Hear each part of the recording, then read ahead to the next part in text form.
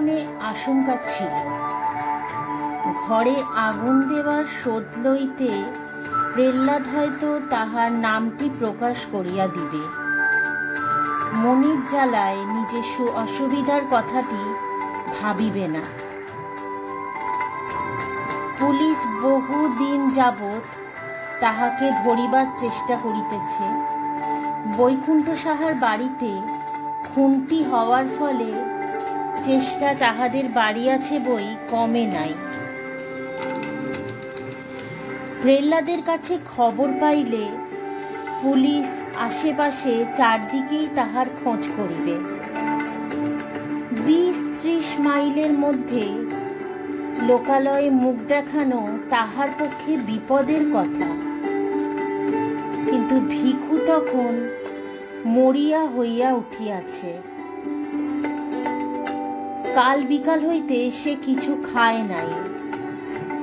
দুজন জোয়ান মানুষের হাতে বেদম মার খাইয়া এখনো দুর্বল শরীরটি তাহার ব্যথায় আড়ষ্ট হইয়া আছে।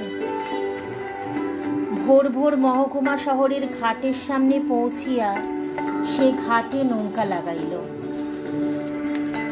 নদীর জলে ডুবিয়া ডুবিয়া স্নান করিয়া গায়ের রক্তের চিহ্ন ধুইয়া ফেলিয়া শহরের ভিতর প্রবেশ করিল।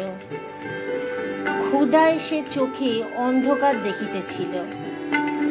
একটি পয়সাও তাহার সঙ্গে নাই যে মুড়ি কিনিয়া খায়। বাজারের রাস্তায় প্রথম যে ভদ্রলোকটির সঙ্গে দেখা হইল, তাহারই সামনে হাত পাতিয়া সে বলিল, দুটো পয়সা দিবান কর্তা? তাহার মাথার জট বাঁধা চাপ চাপ রুক্ষ ধূসর চুল, কোমরে জড়ানো মাটির মতো ময়লা ছেঁড়া ন্যাকড়া আর দড়ির মতো শীর্ণ দোদুল্যমান হাতটি দেখিয়া ভদ্রলোকটির বুঝি দয়াই হইল। তিনি তাহাকে একটি পয়সা দান করিলেন। ভিখু বলিল, একটা দিলেন বাবু, আরেকটা দেন। ভদ্রলোক চটিয়া বলিলেন, একটা দিলাম তাতে হলো না, ভাগ। এক মুহূর্তের জন্য মনে হইল ভিখু বুঝি তাহাকে একটা বিশ্রী গালি দিয়ে বসে, কিন্তু সে আত্মসমর্পণ করল। গাল দেওয়ার বদলে আরক্ত চোখে তাহার দিকে একবার কটমট করিয়া তাকাইয়া সামনের মুড়ি মুড়কির দোকানে গিয়া পয়সাটি দিয়া মুড়ি কিনিয়া গোগ্রাসে গিলিতে আরম্ভ করিল। সেই হইল তাহার ভিক্ষা করিবার হাতে খড়ি। কয়েক দিনের ভিতরেই সে পৃথিবীর বহু পুরাতন ব্যবসাটির এই প্রকাশ্যতম বিভাগের আইন কানুন সব শিখিয়া ফেলিল। আবেদনের ভঙ্গি ও ভাষা তাহার জন্ম ভিখারির মতো আয়ত্ত হইয়া গেল। শরীর এখন আর সে একেবারেই সাফ করে না। মাথার চুল তার ক্রমেই জট বাঁধিয়া দলা মলা হইয়া যায় এবং তাহাতে অনেকগুলি উকুন পরিবার দিনের পর দিন বংশবৃদ্ধি করিয়া চলে।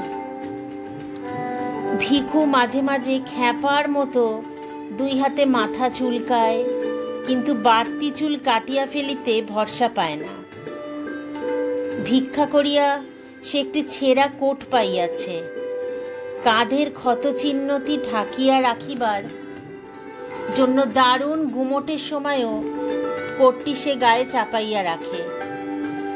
শুকনো হাতখানি তাহার ব্যবসার সবচেয়ে জোরালো বিজ্ঞাপন। এই অঙ্গটি ঢাকিয়া রাখাইলে তাহার চলে না। কোটের ডান দিকের হাতাটি সে তাই বগলের কাছ হইতে ছিঁড়িয়া বাদ দিয়াছে। একটি টিনের মগ, একটি লাঠিও সে সংগ্রহ করিয়া লইয়াছে। সকাল হইতে সন্ধ্যা পর্যন্ত বাজারের কাছে রাস্তার ধারে একটি তেঁতুলের গাছের নিচে বসিয়া সে ভিক্ষা করে। সকালে 1 পয়সার মুড়ি খাইয়া নেয়।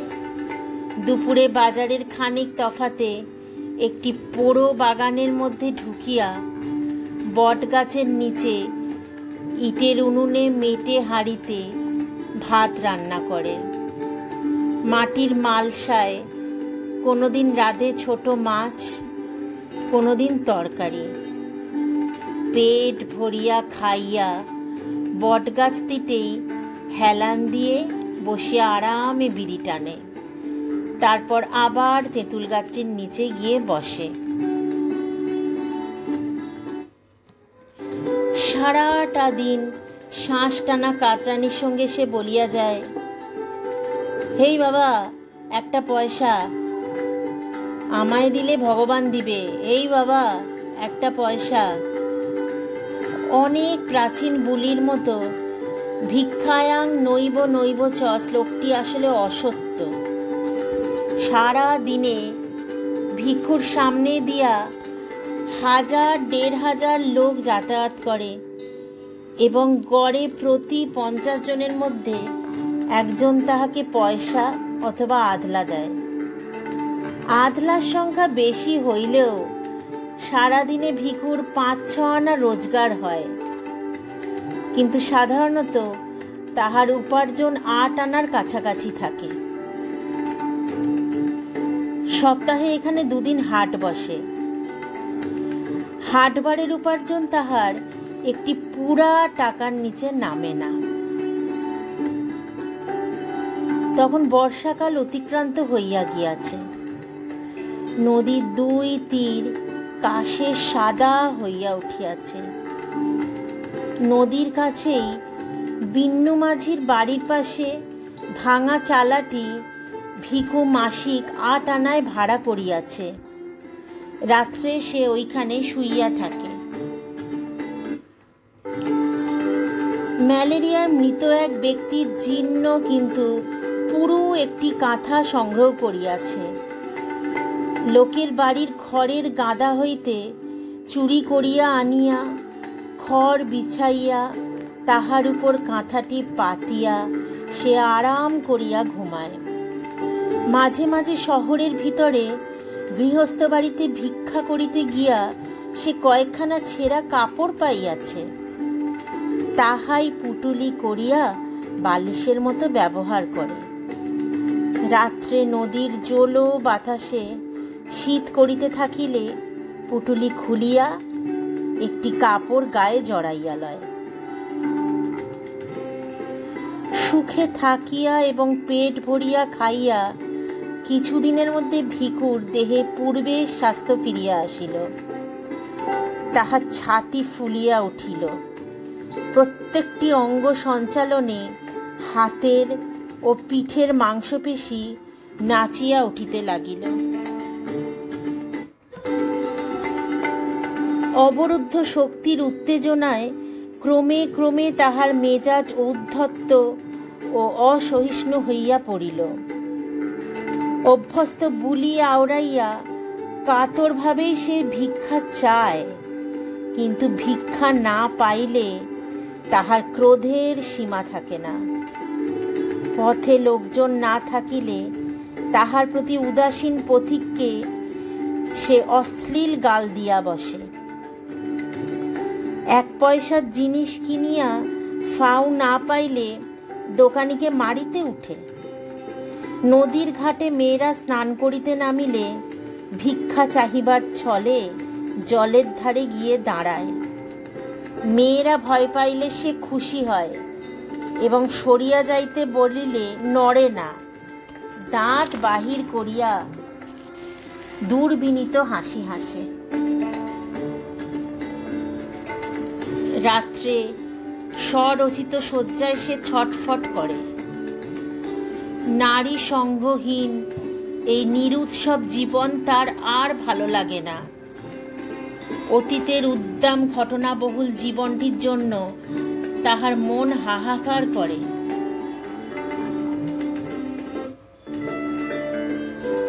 তারির দোকানে ভাঁড়ে ভাঁড়ে তারি গিলিয়া সে হল্লা করিত। টলিতে টলিতে বাঁশির ঘরে গিয়া উন্মত্ত রাত্রি যাপন করত।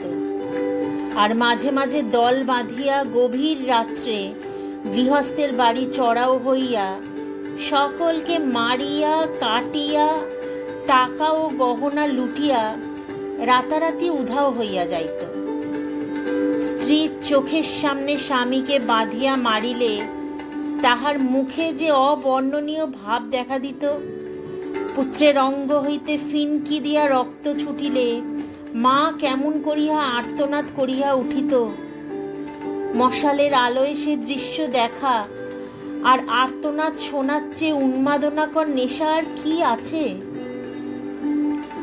পুলিশের ভয় গ্রাম হইতে গ্রামান্তরে পালাইয়া বেড়াইয়া আর বন জঙ্গলে লুকাইয়া থাকিয়াও যেন তাহার স্বপন সুখী ছিল। তাহার দলের অনেকেই বারবার ধরা পড়িয়া জেল খাটিয়াছে, কিন্তু জীবনে একবারের বেশি তাহার নাগাল পায় নাই। রাখোবাগদির সঙ্গে পাহারার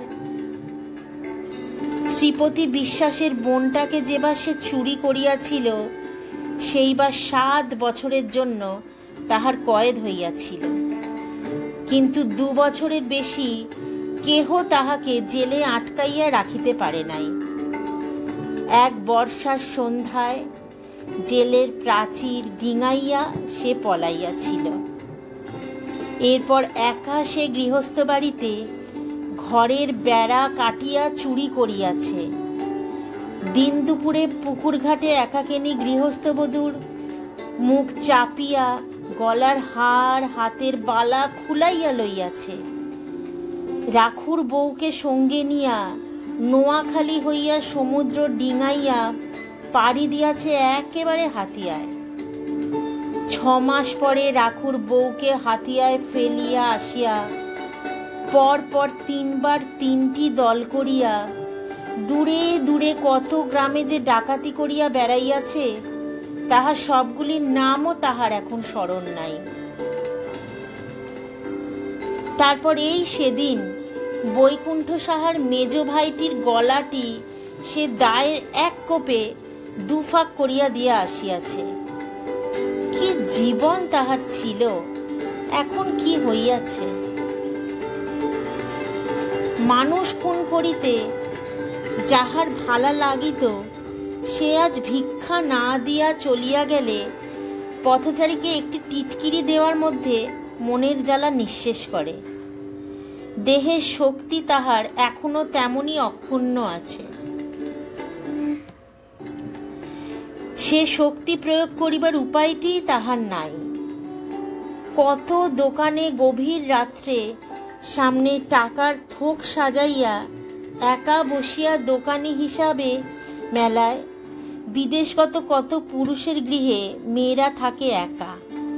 এদিকে ধারালো একটি অস্ত্র হাতে ওদের সামনে হুমকি দিয়ে পড়িয়া একদিনে বড়লোক হওয়ার পরিবর্তে বিন্নু মাঝির চালাটির নিচে সে চুপচাপ শুয়াইয়া থাকে।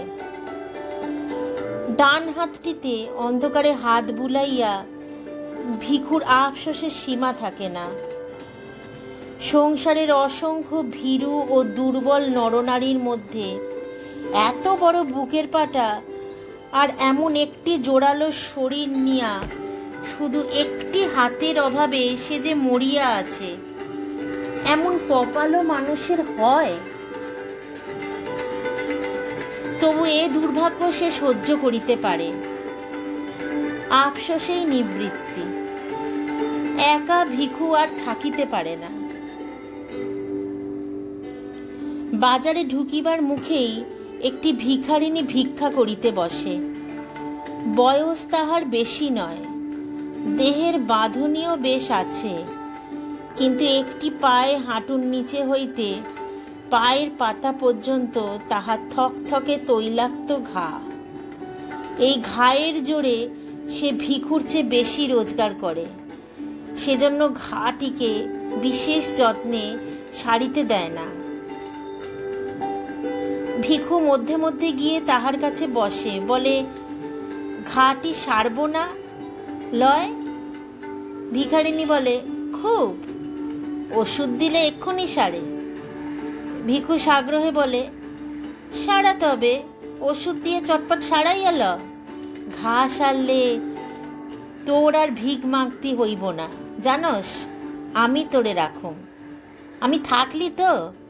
কেন থাকবি না কেন? খাওয়ামু, পড়ামু, আরামে রাখুম। পায়ের পড়নি পা দিয়া গাঁট হইয়া বইয়া থাকবি, না করস তুই কি এর লগে? অত সহজে ভুলিবার মেয়ে ভিখারিনী নয়। খানিকটা তামাক পাতা মুখে গুজিয়া সে বলে, দুদিন বাদে মোড়ে তুই খেদাইয়া দিবি, ঘাম উই তখন পামু কোয়ানে? ভিখু আজীবন এক নিষ্ঠতার প্রতীক্ষা করে, সুখে রাখিবার লোভ দেখায়, কিন্তু ভিখারিনী কোনো মতেই রাজি হয় না। ভিখু ক্ষুণ্ণ মনে ফিরিয়া আসে। এদিকে আকাশে চাঁদ ওঠে, নদীতে জোয়ার ভাটা হয়, শীতের আমেজে বায়ুস্তরে মাদকতা দেখা দেয়। ভিখু চারপাশে কলা বাগানে চাঁপা কলার কাঁদি শেষ হইয়া আসে। বিন্নু মাঝি কলা বিক্রির পয়সায় বউকে রূপার গোড় কিনিয়া দেয়। তালের রসের মধ্যে নেশা ক্রমেই ঘোরালো ও জমাট হইয়া ওঠে। ভিখুর প্রেমের উত্তাপে ঘৃণা উবিয়া যায়, নিজেকে সে আর সামলাইয়া রাখিতে পারে না। একদিন সকালে উঠিয়াই সে ভিখারিনীর কাছে যায়, বলে, আচ্ছা ল, ঘা লইয়াই চল।